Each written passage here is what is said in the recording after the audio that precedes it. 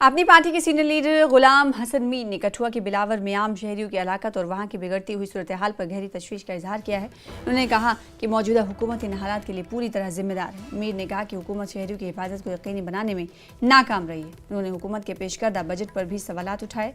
मीर ने कहा कि हुकूमत ने इलेक्शन के दौरान किए गए वादे पूरे नहीं किए, उल्टा महंगाई बढ़ाकर आवाम पर बोझ डाल दिया। पेट्रोल और डीजल की कीमतों में इजाफे से आम आदमी माली बहरान का शिकार है। मीर ने कहा कि हुकूमत लोगों को महफूज माहौल और माशी रिलीफ फराहम करने में मुकम्मल तौर पर नाकाम हो चुकी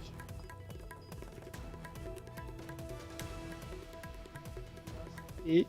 शहरी महफूज हो, this is the first priority of the government कि security of it citizens, to provide the security of it. जब वो सिक्योरिटी प्रोवाइड करने में नाकाम हो, ये तो नाकामी है सरकार की। सरकार को इस बारे में देखना है कि यहाँ का हर एक नागरिक अपने आप को महफूज समझे। महफूज समझने की ही बात नहीं बल्कि महफूज हो, ये हमारा कहना है। सर, अभी उमर अब्दुल्ला सरकार ने बजट पेश किया है, कैसे देखते हैं?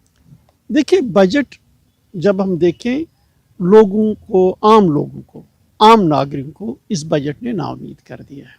मसलन बजट में सबसे पहला इशू जम्मू कश्मीर को अगर आप देखेंगे, इस वक्त हमारा नौजवान जो ड्रग्स की तरफ जा चुका है, उसके लिए बेसिक कारण जो है वो अनएम्प्लॉयमेंट का है। जब आप इस बजट को देखेंगे, डायरेक्टली कहीं पे भी नौजवानों को एम्प्लॉयमेंट के बारे में कोई जिक्र आप नहीं देखेंगे। पहले ही जब नौजवान इस बजट से नाराज़ हूँ, उनके लिए कुछ नहीं, तो इस बजट को कामयाब बजट कहें तो क्या कहें।